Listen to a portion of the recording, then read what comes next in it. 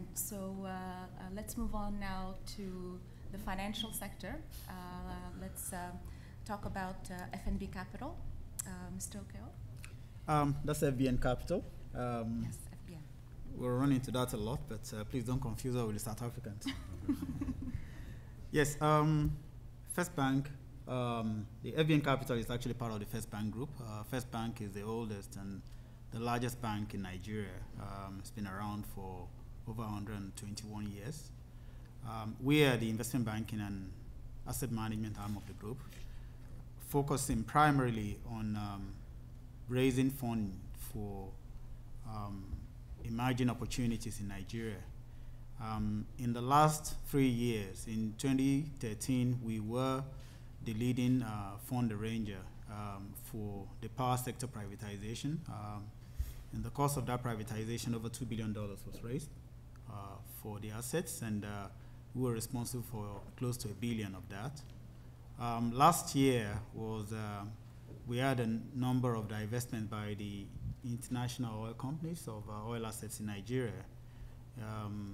Total sale was in excess of $4 billion. We raised over $2.5 billion. And this year alone, we've raised over $1.5 billion for various projects in the country, ranging from gas pipelines to other energy and oil and gas related transactions. The more interesting thing about this, our fundraising, is that over 80% of it was from local institutions and investors. And we feel strongly that our ability to persuade offshore investors to invest in Nigeria and even across the West African sub-region can only be predicated on being able to convince ourselves to invest. It's been a credit to the development of the African markets, particularly Nigeria, that 10, 15 years ago, it was impossible to get the financial resources in Nigeria, for instance, to raise anything up to $500 million. Indeed, I recall when I returned back to Nigeria in 2001, the LNG project that was embarked upon by both the federal government and a number of oil companies were trying to raise about $1.1 billion. It was a struggle to get Nigerian banks to contribute $100 million. And yet, in 2014, Nigerian banks practically raised over $3.5 billion for these oil and gas assets. We feel that being able to channel those sort of liquidity, those sort of resources to key sectors of the economy, particularly energy, natural resources, is critical to developing the fundamentals of the economy in the country. We know and we accept, we realize that African economies, Nigeria in particular, are going through some difficult challenges. But we think that there are still significant opportunities for investment. There are significant opportunities for co-investors to join us in investing in key areas of the economy. In particular, my team is very focused on infrastructure. At the moment, we are advising the Central Bank of Nigeria, as well as the electricity regulator, the NERC in Nigeria, on creating the economic platform to ensure that the power sector reform can actually move on to the next level, which is basically to declare the transitional electricity market, which will involve, more than anything else, implementing the cost-reflective tariff.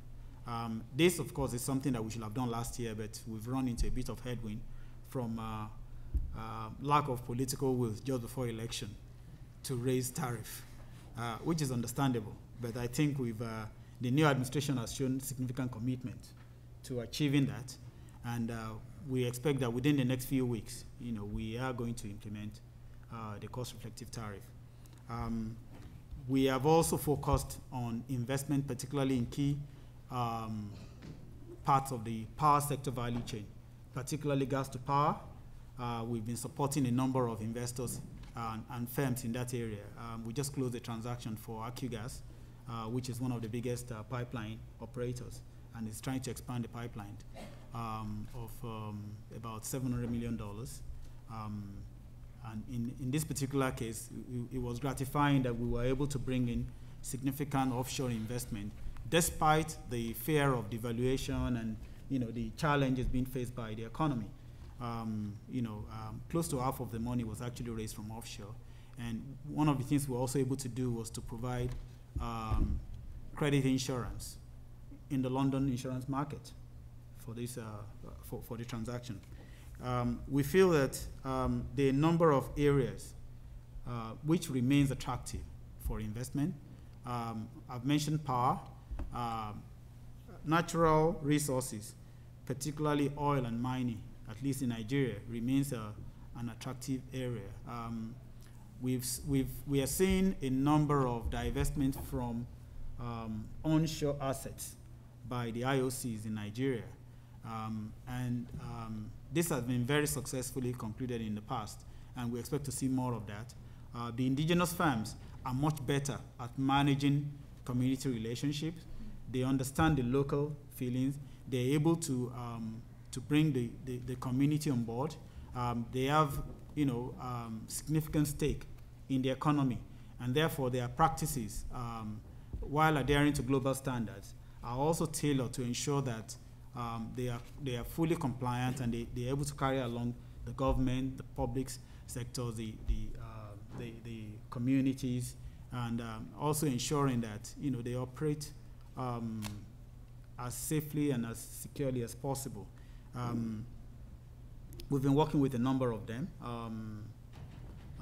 There was some mentioning of Seplat that had an IPO last year.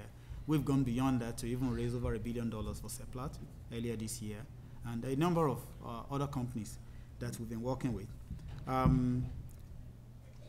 But beyond that area, we've also been very active in other key sectors. I mean, in the past, we were very active in promoting the telecom sector. We were one of the biggest investors in what is now Airtel, what used to be Econet Nigeria. And a few years back, about 5 years ago, we got together with some investors and other financial institutions and set up a company that has become the leading cable operator in the company. That's Main One Cable Company, which has been a fantastic success story. These are areas that we feel that are critical to developing the fundamentals of the economy on which we can build a solid growth economy. Without the likes of Main One, it's almost impossible to envision the boom we've seen in e-commerce retail sector in Nigeria with the likes of Jumia, Konga, and a whole host of e-commerce-based businesses. Indeed, one of the interesting developments that we've noticed in the last 1 year is the move of major corporates to manage services, to moving their IT infrastructure, to actually moving away from IT infrastructure and moving to co-location managed services. And, this we believe can only happen with greater investment in infrastructure.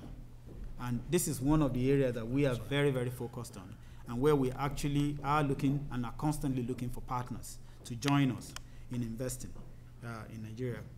What's the investment case? I will be repeating things that you probably heard yesterday and today, and which you're pretty familiar with. The demand is there. We look at the power sector. Some of the numbers we were looking at last year show that total revenue from the grid-based part of the power sector is about $1.5 billion in Nigeria. In the next 10 years, that number is going to go up by 20-fold because the market has the capacity, right, for $20 billion in revenue. And that's a fact, right. And, it was interesting. I was discussing with a gentleman sitting beside me yesterday. When you look at something like power, it's almost like a fundamental need. People will sacrifice other consumption just to have the minimum level of power supply they need. So Right. for us, this is just critical. This Absolutely. is an area that we. And I think that's actually a very important point, and I'm sure it probably will come up in during the Q&A part as well. So thank you very much, Mr. Okeowo. Doing business in Africa, you can't afford to be without Africa Investor.